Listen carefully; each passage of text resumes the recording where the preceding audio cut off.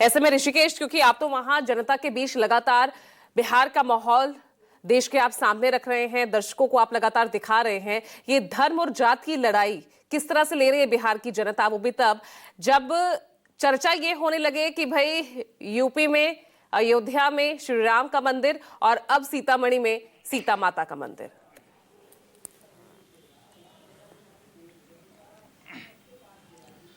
पूजा, देखिए, जब मैंने ये सवाल वहाँ के आम लोगों से पूछा तो उनका तर्क देखिए और सुनकर आप हैरान हो जाएगी। उन्होंने कहा कि आपको लोकसभा 2024 का चुनाव याद होगा, 22 जनवरी को राम मंदिर का उद्घाटन होना था और उसके पहले नीतीश कुमार बिहार में विपक्ष में थे और उस वक्त नीतीश कुमार की पार्टी का लाइन था कि देश राम से नहीं बल्कि सीताराम से चलेगा। बहुत सारे मंत्रियों की बयान देख लीजिए, मुख्यमंत्री वहाँ खुद गए थे वैदेही माता जानकी के जगह पर और वहाँ वो भव्य मंदिर बनाने की बात कर रहे थे। तो ये आम लोगों का तर्क है और कहा कि बावजूद उसके देखिए कि 2024 में 400 पार का नारा क्या हुआ, ये आपके सामने है। दूसरी बात, अब जब चुनाव के ठीक पहले 6 महीने पहले फिर उसी मंदिर को सामने रखा जा रहा है तो उसके पीछे दूसरा तर्क दिया जा रहा है पूजा, और कहा जा रहा है कि देखिए जो 2025 में नारा बिहार में चल रहा है, 2025 225 पुनः नीतीश, यानी 243 में से 225 सीट एनडीए जीतेगी और नीतीश कुमार मुख्यमंत्री बनेंगे।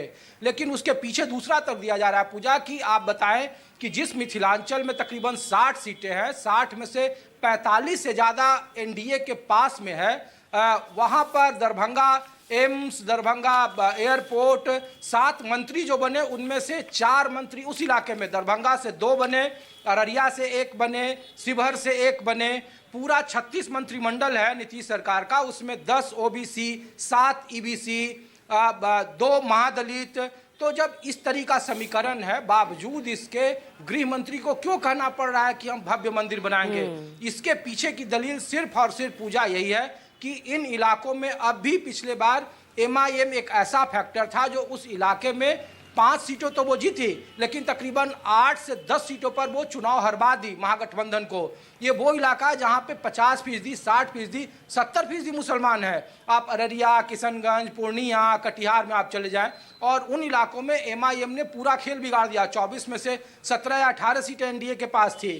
तो ये सबसे बड़ी चुनौती है कि अगर एमआईएम का इस बार स्थिति कार्ड नहीं चला तो फिर उस गोलबंदी को कैसे रोका जाए। और इसी की कवायद है कि मंदिर का विवाद या फिर बिस्पी के विधायक बचौल का बयान आप देख लीजिए, होली में जुम्मा और जो होली का है कि मुसलमानों पर दिया जाने वाला बयान देख लीजिए।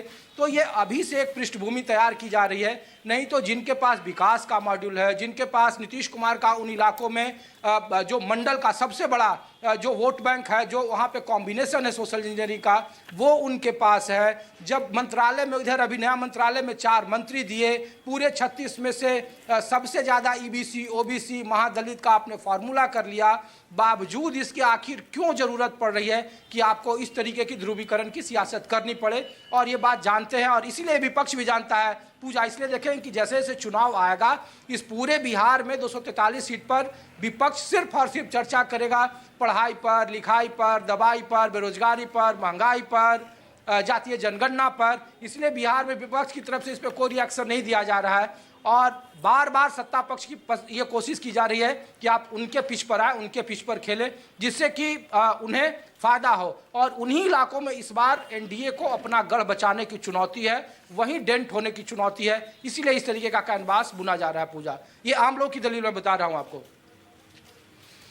ठीक है, तो ये सब कुछ एक राजनीतिक एजेंडा है, उसी के बैनर तले, उसी के तहत जो है इस तरह की पृष्ठभूमि तैयार की जा रही है।